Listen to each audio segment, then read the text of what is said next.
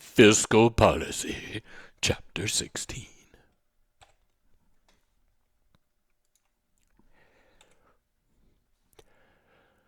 Okay, what is fiscal policy? Well, the word fiscal means budget. It has a Latin root that ties to that word. So we have the fiscal year, which is the budget year, and we have fiscal policy, which is budget policy. Generally speaking, though, we only apply fiscal policy to federal government use of budget and taxes, not to states and local governments. So fiscal policy technically is the use of the government's taxing and spending powers to influence the economy. So we're using our ability to tax and our ability to spend to change things about economic activity. We should mention that in the United States, there's something called the Employment Act of 1946 that says it's the government's job to promote maximum employment, production, and purchasing power. It says that, okay? So the law of the United States of America is that the government is supposed to promote maximum employment, production, and purchasing power, which is another way of saying, minimum unemployment, maximum jobs, no inflation, that kind of thing. It doesn't say how the government's supposed to do it. It just says the government is supposed to do it, okay? So one of the ways the government's going to do it is through fiscal policy. And it has two broad categories of tools. And we'll talk about individual stuff here in a minute, but it has two broad categories of tools. One of these categories is called automatic stabilizers. An automatic stabilizer is something that happens automatically, which should make sense, right? So big recession comes, lots of people get laid off, the government pays them unemployment insurance. And if their unemployment insurance runs out, there's all sorts of other government programs they qualify for. Those happen automatically. The government doesn't have to pass a law every time somebody gets laid off or fired to get them unemployment. Okay? Happens automatically. The tax system adjusts to things automatically. So we have tax brackets, and when your income gets cut, you get kicked down into a lower tax bracket. That tax bracket can help minimize the effect on your income, the fact that you're in a lower tax bracket. Okay? So we have these things the government puts in place that happen automatically, spending that happens automatically. Beyond that, we have what are called discretionary tools or discretionary spending tools that the government has. So a recession comes, the government can throw money at building roads or bridges, or it can give the military money to build some ships and planes and stuff. And by doing that, by spending that money, then the government might be able to create jobs, right? It's the Great Depression. You build Hoover Dam, you create jobs for people who live in southern Nevada. Okay? But that's discretionary. It doesn't happen unless Congress decides that it's going to do something. All right? So how big is government? Well, since World War II, federal spending is about 2/3 of all government spending, and state and local spending is about 1/3. Before, if you go back in history, the federal government tended to be fairly small, and then between World War I and World War II, there's a run-up in the size of the federal government, and it's been about 2/3, 1/3 since World War II. Total, the federal government is about 20% of GDP. That means that in total, government is about 1/3 of GDP. So about 1/3 of what happens in the United States is government, federal, state, and local. Remember, we have a federal system. That means there's one central government, one federal government. There's 50 state governments. There's 3,000 I'm rounding this part off. There's 3,000-ish counties. There's 25,000 cities. There's about 25,000 school districts. There's all this stuff out there. Okay? Over time, though, we've had a change in what we spend our money on, and over time we spend more and more money on retirement programs like Social Security or federal retirement things. Healthcare, because we have Medicare, we have Obamacare, we have veterans system, Okay, we have lots of federally funded health care. Medicaid that the states do is partly funded by the federal government. And then, of course, we increasingly have to pay interest on our debts. Okay. So here's federal spending, and this is a couple years old, but it's still close enough. On the right-hand side, you have the big green slice, which is about half of all federal spending, and it says transfer payments. A transfer payment is when we take money from one person and give that money to another person. We have transferred it. The government doesn't actually buy anything. So working people pay their Social Security tax into the fund. Social Security Administration pays retirees their Social Security checks. That's a transfer payment, right? Money that comes from one group of people through their taxes and then is paid out to another group of people. And that's half of all federal government spending is transfer payments. Okay. Defense, 17%. Giving money to state and local governments is 13%. And that's interesting, of course, because what's happened, you may have noticed that cost of going to college has gone way up and tuition has gone way up.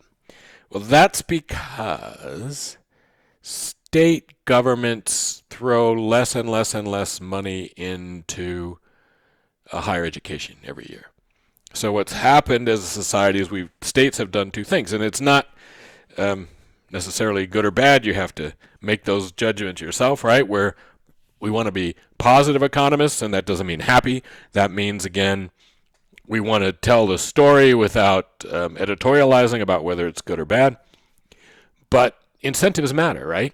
And as the federal government made itself more and more willing to fund education, higher education, by putting in scholarship programs and Pell Grants and all that kind of stuff, as there's more and more federal financial aid, the states went, hey, why are we paying for higher ed if we can get the feds to pay for it? So by cutting the state part of funding for higher ed, by increasing the student fees part of higher ed, what they've done is transfer a big chunk of the expenses that they were spending on higher education to the federal government. Now, some students can't attach themselves to that federal pipeline of money, and so they're going to pay more for their education, where other students are able to get a lot of that federal money and don't have to pay so much.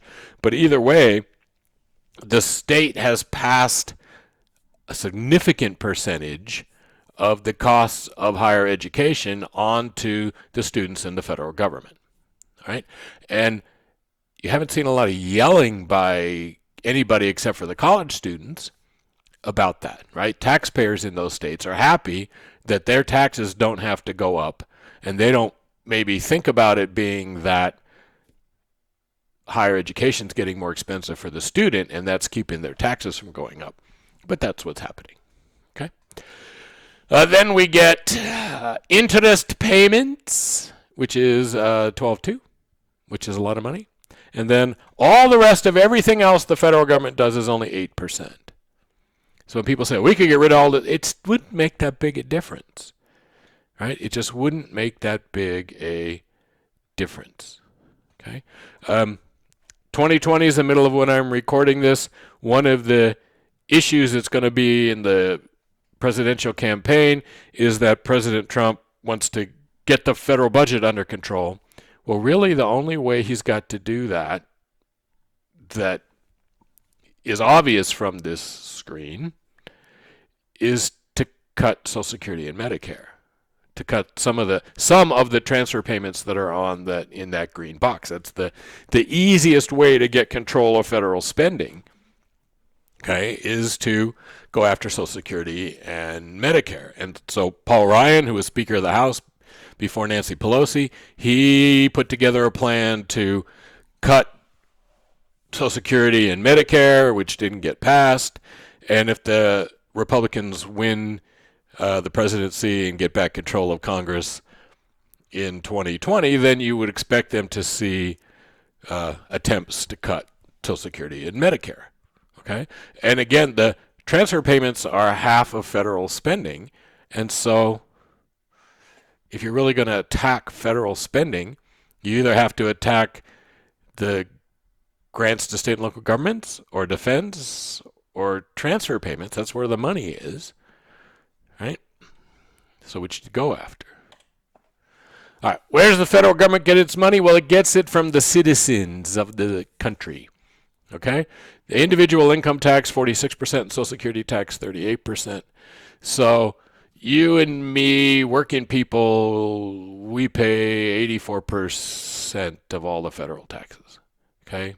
People who work, have jobs, make money, individual income taxes. Corporate income taxes are only 4.5%. They used to be more, now they're only 4.5%. And all other taxes and revenues are 11%. Remember, I think we talked about this once before, but if we didn't, we should have. I'm pretty sure we did. That if we go back before World War I, tariffs are the way the government funds itself. So tariffs are only not even 1% of federal tax revenues most years. Today, and you think about if tariffs are $50 billion, which they are, as was tariff collections, that's not much of a federal government with the $1 trillion that we're spending. So we're spending, right? Yeah, we're spending, 20, a lot. Okay? All right. So Social Security and Medicare. Social Security is a product of the Great Depression. Medicare is a product of the 1960s. How do we pay for them? Let's be clear. Some people think that what happens is you pay into Social Security and pay into Medicare, and somehow they put that money away for you. That is not how the system works. You pay your money in, and you are funding the people now who are getting the benefits. Most years, the federal government takes any extra money that's in Social Security and Medicare and goes and spends it on paper clips and airplanes and all that other stuff they want to spend it on. When Al Gore was running for president in 2000, so 20 years ago, he said what we should do is have a Social Security lockbox. And all that extra money that gets paid in, instead of taking it and giving it to the federal government just to spend, we hold it and invest it somewhere and put it away so that when people get ready for retirement, that money is actually there. Okay? So that's not what happens. And really, the Social Security Administration owns federal bonds, but that's just the taxpayers have to come up with that. When Social Security started, there were something like 13 people paying in for every person on Social Security. And so taxes didn't have to be that high, and people got their Social Security payment.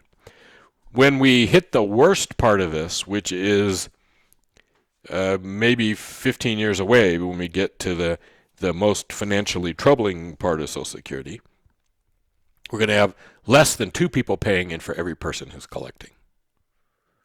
Okay? Which probably means the federal government's going to have to borrow lots and lots and lots of money to cover Social Security payments. Okay? And the government hasn't helped themselves. How long have we known there's a problem? Jimmy Carter did a study in the 70s that showed that Social Security was going to go bankrupt. Okay? We've changed things a little bit, but not very much. And then we made things worse. So, for example, when President Bush was president, the W. Bush, Congress enacted the Medicare Part D, which is the drug benefit in Medicare, and they didn't pay for it. They just enacted it and said, we're going to spend this money, billions of dollars every year, like $50 billion a year.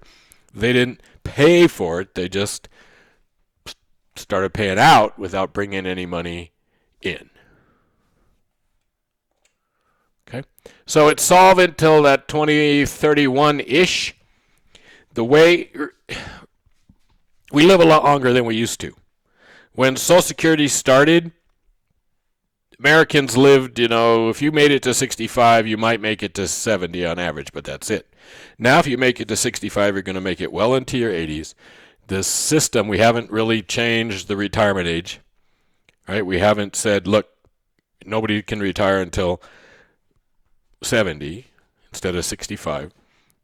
To get Social Security, if you're old, if you're getting up to the point of collecting it now, instead of collecting at 65, you might have to collect at 66. Right? They've pushed it out a little bit, but they haven't made any changes. That's the easiest way to cut Social Security is to make people work a couple years longer. That way you get more income, and over their lifetime they're going to have less payments to them. That's the easiest way, but that's politically not popular, and it should have been done a long time ago. In other words, when Jimmy Carter was president in the 70s, you could have started attacking and say, okay, 30 years from now we're going to go to 66 and then 67, and it would have already been in place, and now it would be happening and people would be mad. But you can't blame Jimmy Carter because he's old, right? But we didn't do that. Okay? And again, we've known about this from the 70s. We've known that Social Security and Medicare were in financial trouble since the 70s and really haven't acted. And every president since then has said, yeah, there's a problem, we got to do something, and then hasn't really dealt.